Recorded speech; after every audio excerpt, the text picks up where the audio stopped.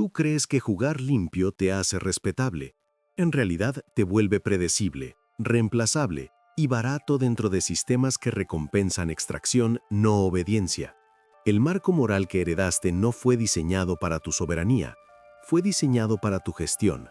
Desde temprano se te entrenó a confundir cumplimiento con valor y sacrificio con mérito. El resultado observable no es virtud, es dependencia. Sistemas complejos no premian intención, premian rendimiento bajo presión. La moral heredada te prometió estabilidad a cambio de docilidad. La estabilidad nunca fue el objetivo, la previsibilidad sí. La narrativa central fue simple: sigue reglas, espera turno, acumula credenciales, confía en árbitros. Ese paquete produce cuerpos útiles y mentes alineadas, no produce control. El control queda fuera del alcance de quien internaliza límites ajenos como identidad propia. El castigo por desviación se llamó carácter. El premio por sumisión se llamó buena persona. Ninguno altera la jerarquía. La seguridad psicológica es un producto institucional. Se inyecta para reducir fricción. Cuando la crees, reduces vigilancia. Cuando reduces vigilancia, pierdes apalancamiento. La pérdida no se anuncia, se manifiesta como estancamiento, invisibilidad, reemplazo silencioso. No es mala suerte, es diseño. El sistema no te odia, te utiliza hasta que otro ofrece la misma función con menor coste. Después de los 30, la presión de selección se acelera. Capital, tiempo, acceso y reputación se compactan. La moral heredada no escala. Funciona en aulas y manuales, falla en mercados y cortes informales. Jugar limpio no te expulsa de inmediato, te coloca en la capa donde se extrae valor sin concesiones. Cumples, produces, no decides. La distancia entre esfuerzo y retorno se normaliza. La llamas paciencia, es drenaje. La contradicción es estructural. Se te exigió obediencia para competir en entornos que premian asimetría. Se te pidió transparencia en arenas que recompensan opacidad. Se te inculcó igualdad en sistemas jerárquicos. Cada principio reduce tu capacidad de negociación, no por inmoral, sino por ineficiente. La eficiencia no juzga, opera. Observa los incentivos, no los discursos. El ascenso real no responde a merecimiento abstracto, responde a control de recursos, manejo de riesgo ajeno, capacidad de imponer costes. El marco moral heredado te entrenó a evitar imponer costes, te entrenó a pedir permiso. Pedir permiso desplaza poder, siempre. La obediencia temprana creó reflejos, esperar validación, justificar acciones, explicar intenciones. Bajo presión, esos reflejos filtran información crítica al entorno. La información es poder cuando es escasa. La renunciaste por aprobación. La aprobación no paga intereses. El sistema te recompensó con símbolos. Los símbolos no se convierten en control.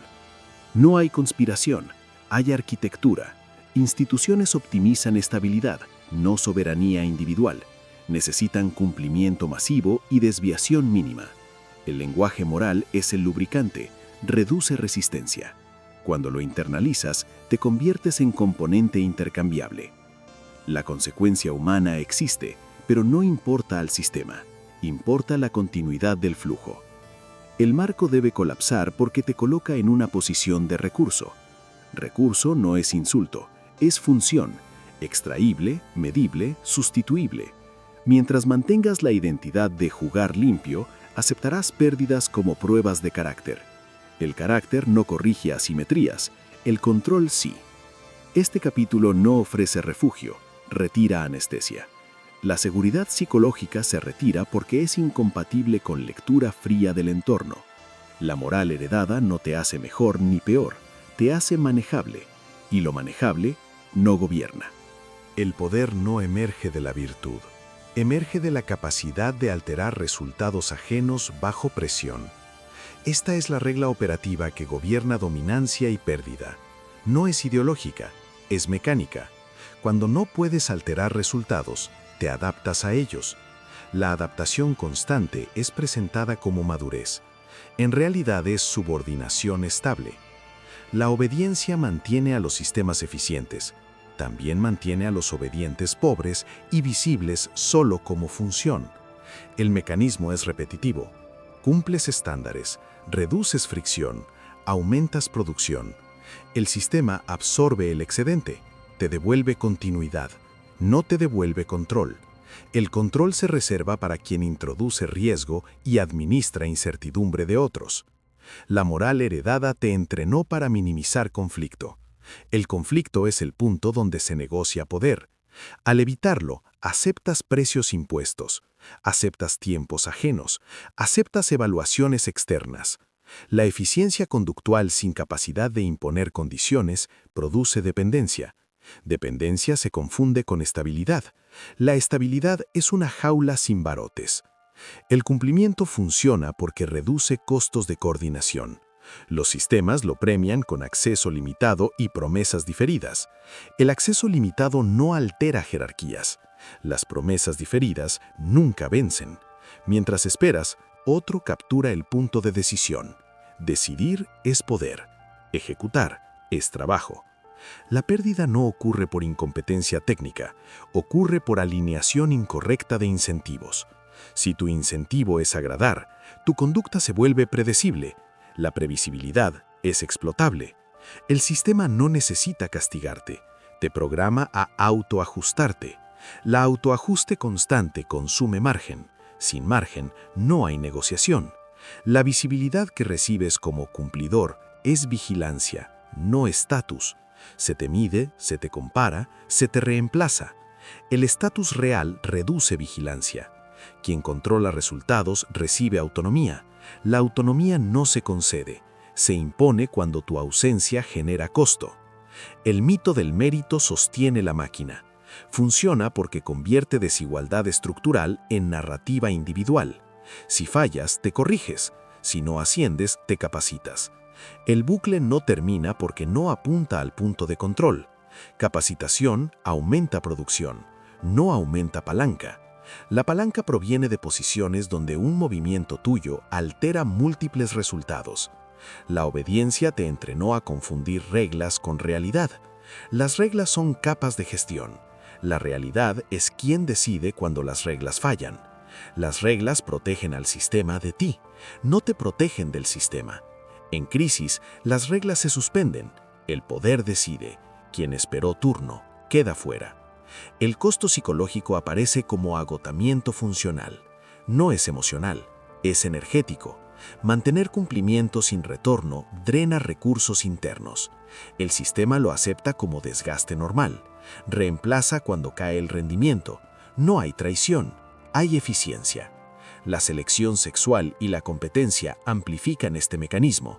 El estatus visible atrae opciones.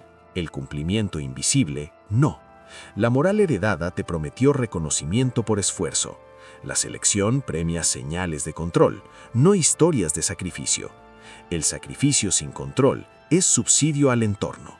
La obediencia mantiene el flujo de dinero hacia arriba, mantiene el estatus hacia quienes fijan condiciones, mantiene la narrativa para que continúes.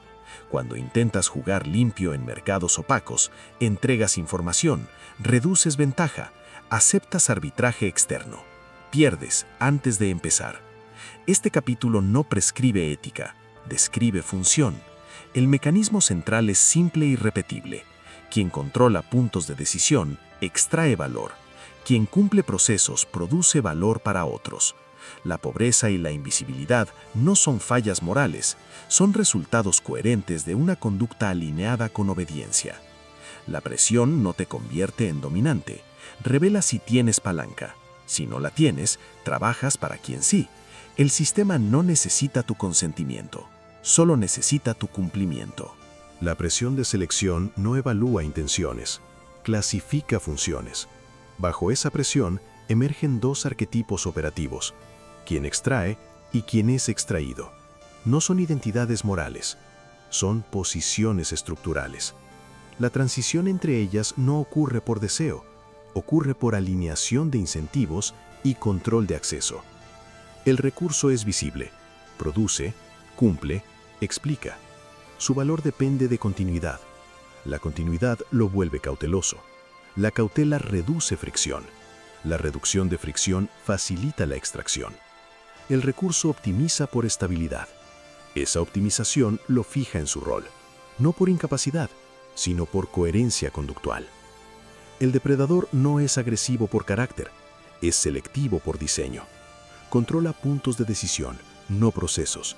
Administra escasez, no abundancia. Introduce incertidumbre a terceros y vende resolución.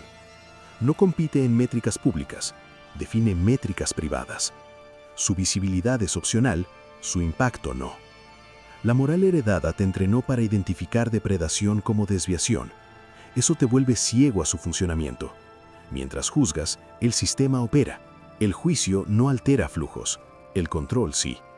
La diferencia no es ética, es operacional. El recurso intercambia tiempo por promesas. El depredador intercambia acceso por dependencia. El recurso acumula credenciales. El depredador acumula opciones. Las credenciales requieren validación externa. Las opciones reducen necesidad de validación. La dependencia se desplaza siempre hacia quien tiene menos opciones. La selección sexual y social refuerza esta división, no por romanticismo, sino por señales. Control de ritmo, control de entorno, control de consecuencias. El recurso muestra esfuerzo, el depredador muestra margen. El margen indica capacidad de absorber shocks. La selección favorece margen.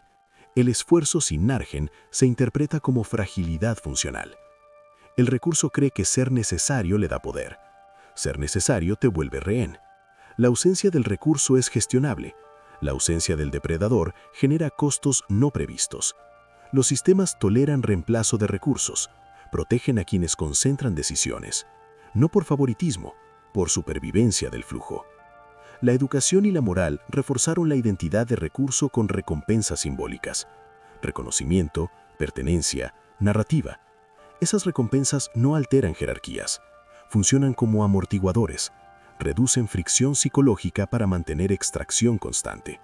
Cuando fallan, se intensifican, no se corrigen. El depredador no necesita transgredir siempre, necesita elegir cuándo. La elección es poder. El recurso opera bajo reglas constantes.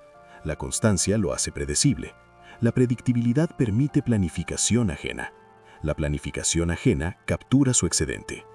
No hay héroes en este esquema, tampoco villanos. Hay roles bajo presión. El sufrimiento aparece como desgaste acumulado del recurso.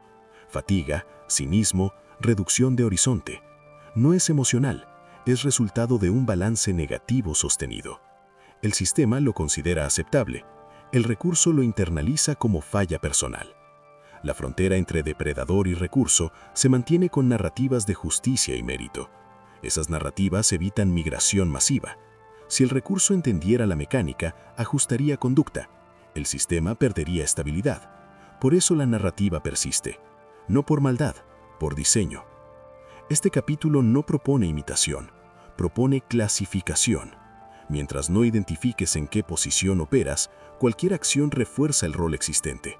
La extracción continúa, la selección no se detiene, el sistema no espera comprensión, opera.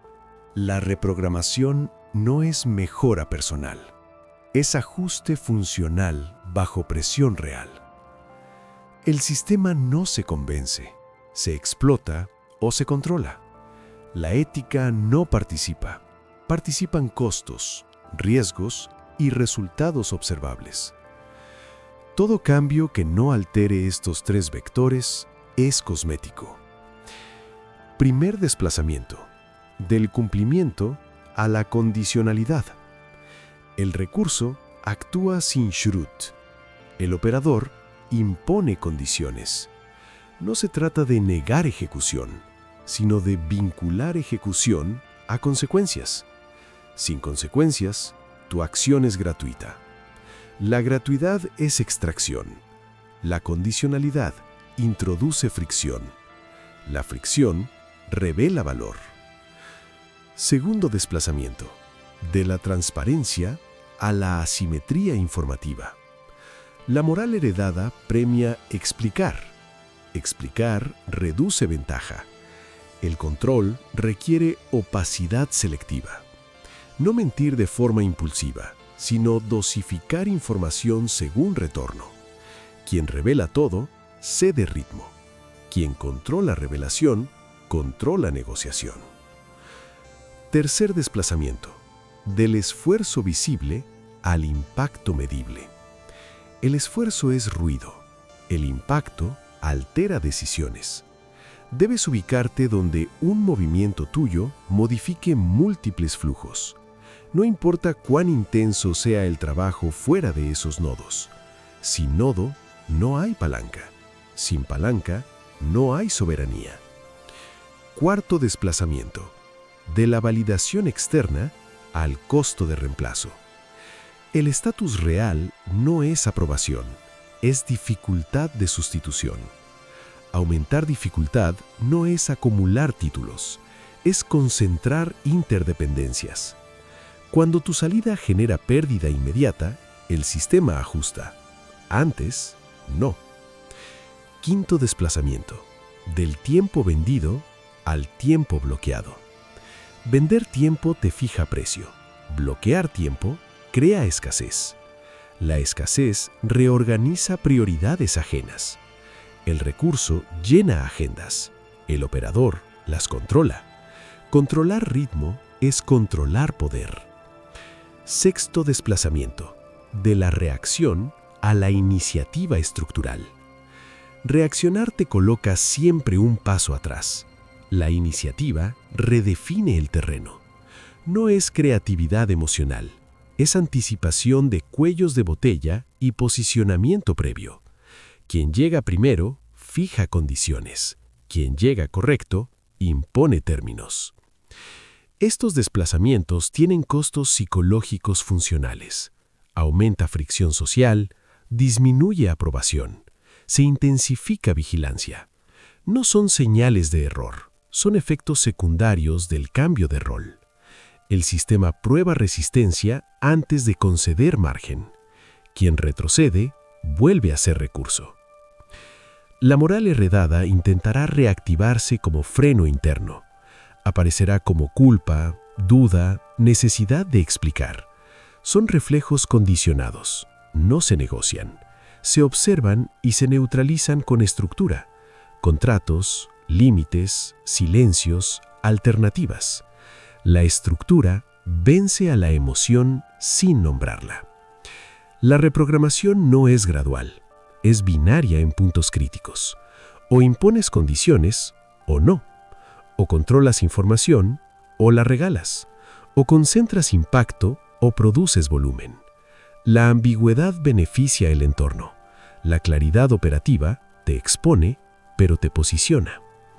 No hay garantías, hay probabilidades alteradas. El operador no busca seguridad, busca margen de maniobra. El margen permite absorber shocks y explotar oportunidades. La seguridad psicológica reduce margen, por eso se sacrifica. Este capítulo no moraliza el cambio, documenta el costo y la función. Si no aceptas el costo, el sistema decide por ti. Decidir por ti es su estado natural. La muerte de identidad no es simbólica, es operativa. Ocurre cuando los reflejos condicionados dejan de gobernar conducta bajo presión. El sistema anterior no se reforma, se desinstala. Mientras una parte de ti busque aprobación, explicar intenciones o justificar límites, el entorno seguirá extrayendo. La extracción se alimenta de ambigüedad interna. La identidad vieja estaba alineada con recompensas narrativas. Era coherente, estable, reconocible. Precisamente por eso era gestionable. El cierre exige romper esa coherencia. Aparece fricción, se rompen expectativas ajenas. No es conflicto emocional, es ajuste de interfaz. El sistema externo prueba si el cambio es real imponiendo costes. Si cedes, la identidad vieja se reactiva. Si sostienes, se produce el corte. La instalación del sistema soberano no añade valores, sustituye reglas. La regla central es simple. Ninguna acción sin retorno estructural. El retorno no siempre es inmediato, siempre es medible. Cuando no hay medición, hay autoengaño. El autoengaño es una reliquia del sistema anterior. La culpa residual es ruido del programa viejo, no se debate. Se neutraliza con procesos que bloquean decisiones impulsivas, pausas, contratos, alternativas preparadas. El sistema soberano reduce dependencia de estados internos. Opera por diseño, no por ánimo. La estabilidad interna es consecuencia, no objetivo. La red social se reconfigura. Algunos vínculos se rompen por incompatibilidad funcional. No hay ajuste gradual. El sistema filtra por costo-beneficio. Quien exige gratuidad se excluye. Quien acepta condiciones permanece. No hay explicaciones. Explicar reabre negociación. La negociación constante erosiona posición. El dinero deja de ser meta moral. Se convierte en vector de control. Flujo, no acumulación simbólica. El estatus deja de ser aprobación visible. Se vuelve capacidad de imponer ritmo y condiciones. Cuando ambos se alinean, la selección se ajusta. No por justicia, por eficiencia. La soberanía no es aislamiento, es opcionalidad. Puedes cooperar sin depender. Puedes ceder sin someterte. Puedes retirarte sin colapsar. La retirada es poder cuando no genera pérdida crítica. La pérdida crítica solo existe cuando tu rol es recurso. El cierre de ese rol es definitivo. El sistema soberano es frío porque no negocia con narrativas, evalúa incentivos, identifica nodos, concentra impacto. La moral queda implícita en resultados. No se proclama, se observa. El entorno responde ajustando comportamiento. Ese ajuste confirma instalación. Advertencia final. Este marco no escala masivamente. Si se intentara, el sistema reaccionaría con sanciones. Por eso la filtración es necesaria. Quien busca consuelo, validación o permiso, no cruza. Quien intenta adoptar el lenguaje sin alterar estructura es detectado y expulsado. El sistema penaliza la simulación. Este cierre no invita, selecciona. Si reconoces que tu identidad anterior es incompatible con control, el proceso ya comenzó. Si buscas justificación ética, aún perteneces al sistema que te gestiona. No hay transición híbrida, solo corte o continuidad. La élite no se define por moral ni intención, se define por capacidad de cerrar puertas internas y abrir nodos externos. El resto permanece operativo. El sistema lo necesita así.